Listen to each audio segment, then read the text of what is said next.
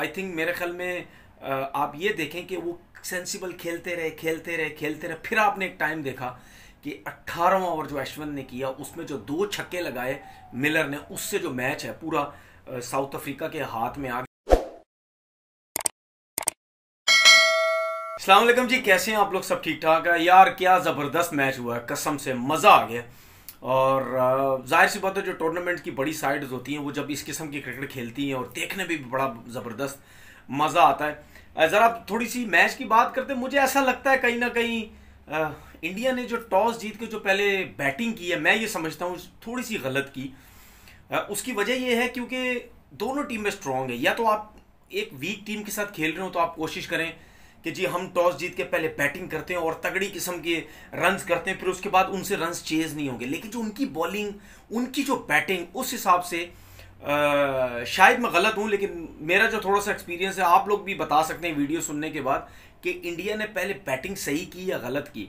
देखें, इंडिया ने रन्स बनाने थे, पहली बैटिंग चल रही थी, टारगेट उन्होंने देना था। जब वो बैटिंग करने आए और जिस तरीके से बॉल स्विंग सीम हो रहा था, और आपने ये भी देखा कि बॉल जो है वो गुड लेंथ से कैसे अनइवन हो रहा था, और जितने भी इंडियन बैट्समैन पीछे की बॉल पे मारने जा रहे हैं, फ्लाई कर रहा है बॉल, उसकी वजह से वो आउट हुए। उनका पेस भी है। निकीटी ने बहुत आला किस्म की बॉलिंग की, 4 आउट किए, फिर पार्निल ने भी 3 आउट किए।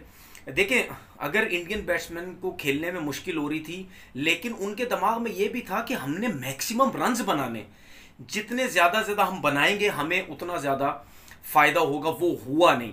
लेकिन सूर्या कुमार यादव वाहिद ऐसे प्लेयर थे, उनकी फॉर्म भी एक्स्ट्रा ऑर्डिनरी किस्म की लगी हुई है। उन्होंने 68 रन किए, जिसकी वजह से 133 रन हुए।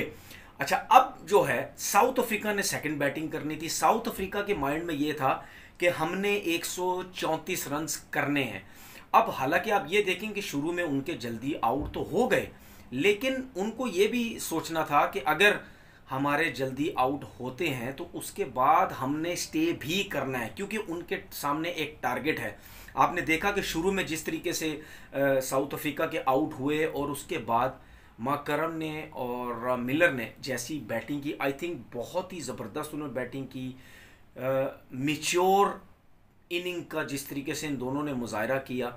अब उनके पास एक टारगेट था, उनको ये पता था कि हमारे अगर शुरू में आउट हो भी जाते हैं, विकेट्स इन हैंड होंगी तो हम रन्स बनाएंगे, क्योंकि रन्स इतने ज़्यादा नहीं। इंडिया के लिए बहुत ज़्यादा प्रॉब्लम थी। शुरू के 10 ओवर देखें साउथ अफ्रीका को कितनी मसला हुआ।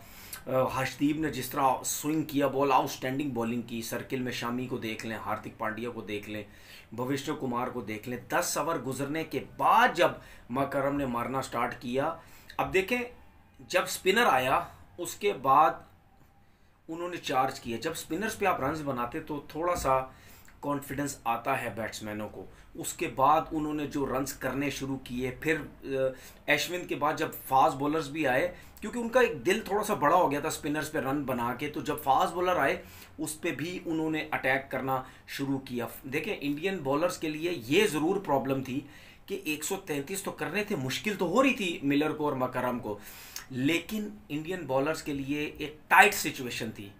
टाइट था कि हर ओवर टाइट करना है, क्योंकि जहां भी ज़रा सी लूज बॉल की विकेट से हट के उस पर चौका हो रहा था, तो उनके पास कोई मार्जिन नहीं था, जिसकी वजह से साउथ अफ्रीकन्स ने उसका पूरा फ़ायदा उठाया। नो डाउट क्लास किस्म की मिलर ने और माकरम ने जो है इनिंग खेली है।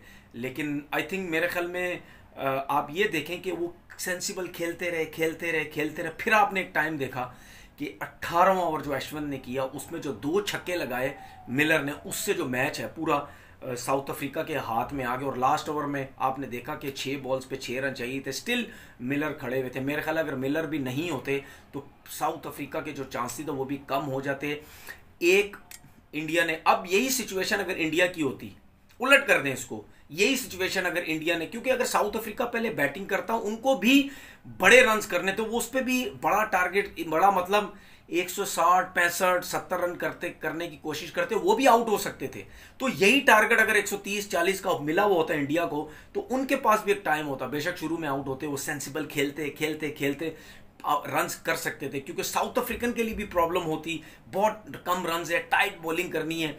उस टाइम साउथ अफ्रीकन इंडिया के बैट्समैनों को बाउंसर्स नहीं करवाते, उस टाइम बाउंसर्स करवाते, एक दो छक्का या चौका लगते, दोबारा वो विद इन स्टंप आ जाते, क्योंकि उनके पास इंडिया के बॉलर्स की तरह टाइट सिचुएशन होती। तो मैं ये समझता हूँ कि ये थोड़ी सी गलती करके इंडिया के टॉस जीत के पहले जो है वो बैटिंग कर गया। उसके साथ साथ इतने कम टोटल में अगर आप कैचेस छोड़ेंगे, रन आउट छोड़ेंगे, तो फिर कैसे मैच जीतेंगे? गलतियों की वजह से, आउटस्टैंडिंग बॉलिंग की बॉलर्स ने, गलतियों की वजह से इंडिया की टीम जो है ये मैच हार गई। अगर हम पॉइंट्स टेबल देखें तो साउथ अफ्रीका के लिए तो अब बहुत आसानी हो गई, क्योंकि साउथ अफ्रीका का मैच पाकिस्तान से जिस फॉर्म में खेल रहा है, हो सकता है साउथ अफ्रीका पाकिस्तान को हरा दे। पाकिस्तान से नहीं भी हारता तो नेदरलैंड से मैच है, नेदरलैंड को वो हरा देगा तो 7 पॉइंट हो जाएंगे साउथ अफ्रीका के।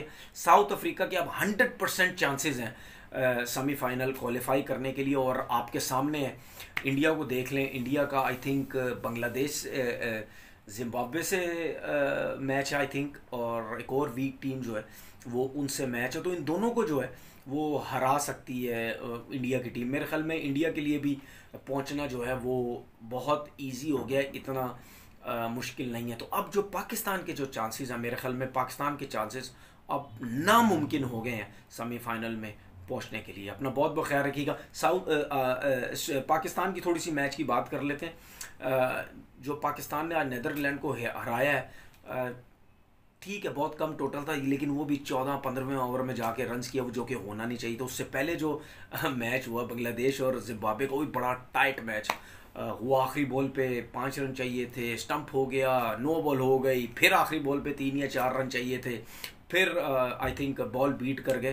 तो बड़ा ज़बरदस्त जो है वर्ल्ड कप में जो है वो क्रिकेट हो रही है और देखने को बहुत मज़ा आ रहा है। अपना बहुत बहुत ख्याल रखिएगा। अल्लाह हाफिज़।